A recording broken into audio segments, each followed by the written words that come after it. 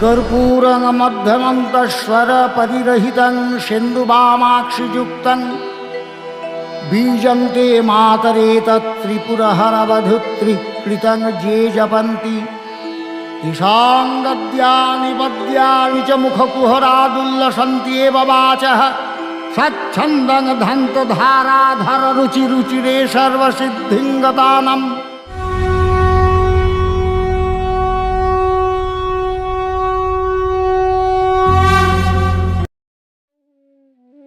तो बड़ा ही सुंदर तरीके से और बिल्कुल, चूँकि राजा खुद तंत्र विद्या में अपने आप को माहिर मानते थे और तंत्र विद्या की जानकारी थी, तो इस पूरे मंदिर का जो निर्माण हुआ है वो तांत्रिक पद्धति से हुआ है, जिसको मैं आगे आपको बताऊंगा। ये पंचवाहन की मूर्तियां हैं। जितने भी मुख्य 5 मंदिर हैं, उन सबों मुख्य मंदिर के जो प्रधान देवी या देवता हैं, उनके जो वाहन हैं वो यहाँ पे स्थापित किए गए हैं।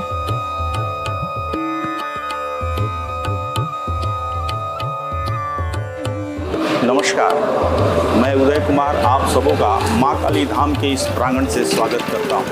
तो मित्रों, अभी आप पंचवाहन की मूर्तियों का दर्शन किए हैं। आइए इस यात्रा की अगली कड़ी में ये जो आप बिल्डिंग देख रहे हैं, ये पुजारियों की रहने की व्यवस्था थी। उसके अंतर्गत जो यहाँ माँ काली के मुख्य पुजारी थे, वो यहाँ उनके रहने की व्यवस्था की गई है। मित्रों, हमारे पूर्वजों की क्या सोच रही हैं, उन राजाओं की क्या सोच रही हैं, इस मंदिर की बनावट और उसकी कलाकृति, उसकी सांस्कृतिक जो रूपरेखा है, वो आप मंदिर के हर एक एक कड़ी में देख सकते हैं। जो बनावट है उसकी, और चूना पत्थर से बनी ये दीवारें, लगभग 400 वर्ष पुरानी ये दीवारें आज भी जीवंत लगती है। आप कल्पना कीजिए कि वो क्या टेक्नोलॉजी रहा होगा, वो क्या तकनीक रही होगी। ये अपने आप में बहुत ही प्रगाढ़ संस्कृति है।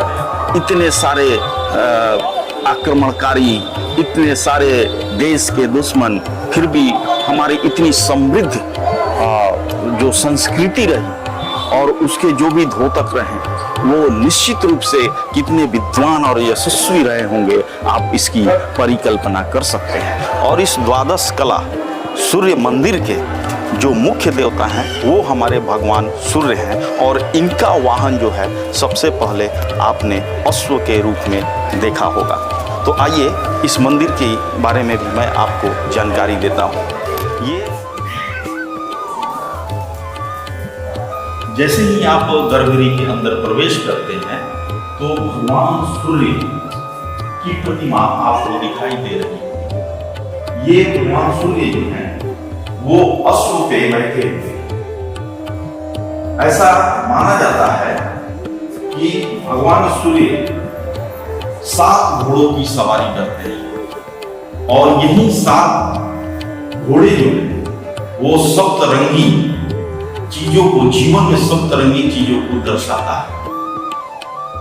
और ये जो मूर्ति आप देख रहे हैं, पूर्व में ये मूर्ति सफाई के क्रम में जो पुरानी मूर्ति थी वो टूट गई थी, विखंडित हो गई थी।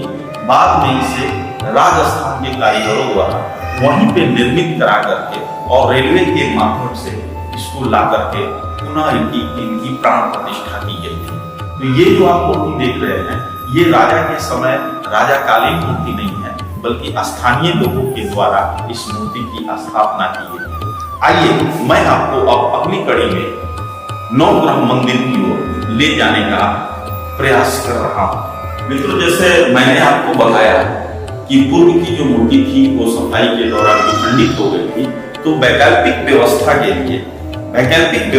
लिए ये छोटी सी जो प्रतिमा भगवान सूर्य की आप भास्कर में देख रहे हैं, इसको रख करके पूजा पाठ हुआ करता था। बाद में 2-3 सालों के बाद वो बड़ी वाली जो सूर्य भगवान की प्रतिमा है, उसकी प्राण प्रतिष्ठा स्थानीय लोगों के कमेटी के द्वारा की गई।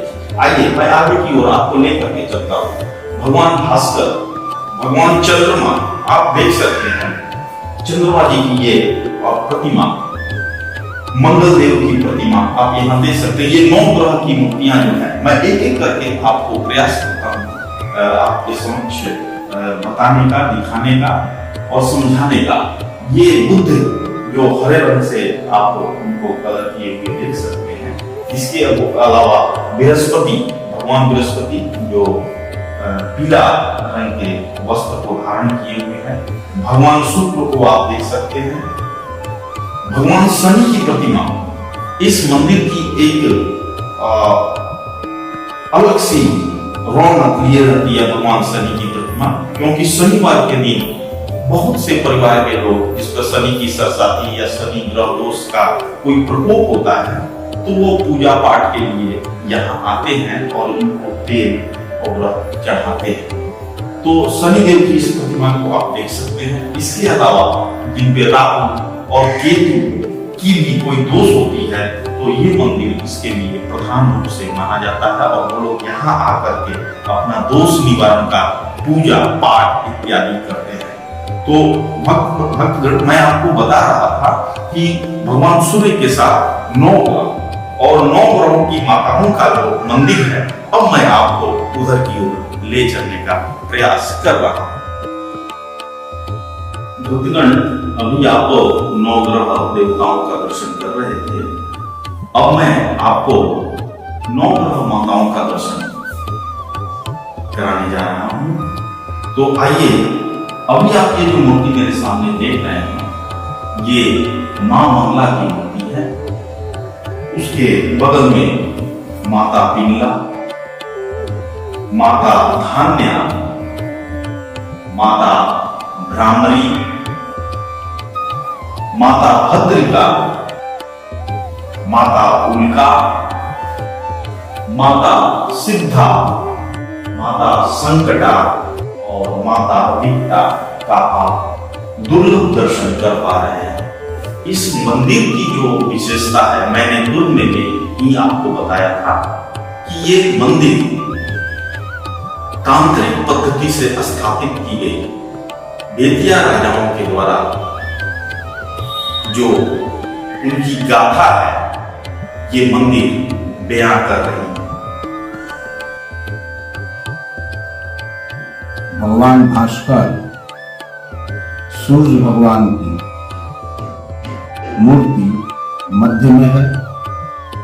उसके दाएं भाग में और सूर्य से बाएं भाग में नवग्रह की वाहनों के साथ मूर्तियां हैं और सूर्य के दक्षिण यानी उत्तर भाग में, सूर्य से दक्षिण मतलब दाएं भाग में नवग्रह की माताएं हैं। पूर्व में भ्रांतियां ये थी कि ये नवग्रह की माताएं न बल्कि पत्नियां हैं, लेकिन मेरु तंत्र के अनुसार, जिसका उदाहरण मंत्र कोश के 21वें पृष्ठ में किया गया है। 9 ग्रहों की 9 माताएं हैं। प्रथम सूर्य की माता मां पिंगला है और चंद्र की माता मंगला है। बुध की माता धान्या है। इस तरह सूर्य आदि 9 ग्रहों की 9 माताएं हैं, जिनका नाम क्रमशः मंगला, पिंगला, धान्या, भ्रामरी, भद्रिका, उल्का, संकटा और विकटा है, जो क्रमशः चंद्र से शुरू होकर के और केतु तक क्रमशः माताएं हैं।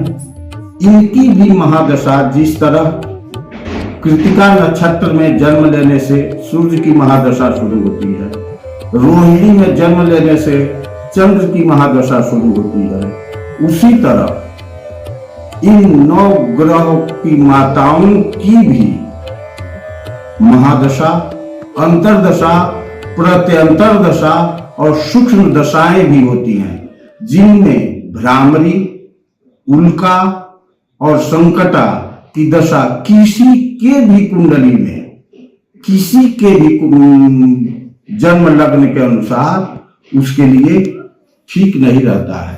अन्य ग्रह सूर्य, चंद्र, मंगल आदि किसी की कुंडली में बहुत ही शुभकारी हो सकते हैं, बहुत ही किसी के कुंडली में मार्केश तक हो सकते हैं, किसी की कुंडली में बहुत ज्यादा विकासशील कर सकते हैं।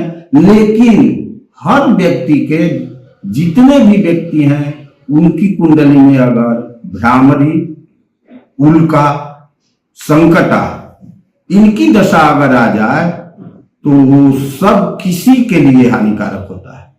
आदमी के विकास, सोच, वैभव, संपदा सब में ह्रास होने लगता है उल्का और संकटा की विशेष दशा में। मैं आपको बता दूं मित्रों कि बेतिया राज के द्वारा स्थापित ये मंदिर, बेतिया राज के ऐसे तो ऊपर से राजाओं की गिनती बहुत है, लेकिन मुख्य रूप से राजा दिलीप ने 1694 के आसपास इस मंदिर की स्थापना की बात कही जाती है। हालांकि इसका बहुत प्रमाणिक साक्ष्य तो नहीं है, लेकिन दंत कथाओं में ये सारी चीज़ें देखने को और सुनने को मिलती हैं। आइए मैं अगली कड़ी में आपको इस माँ काली धाम के तीर्थ दर्शन के अंतर्गत आपको अगली कड़ी से जोड़ने का प्रयास करता हूँ। और अभी पास में ही मैं आपको ऋषि मंदिर में लेकर के आप लोगों को चलूँगा।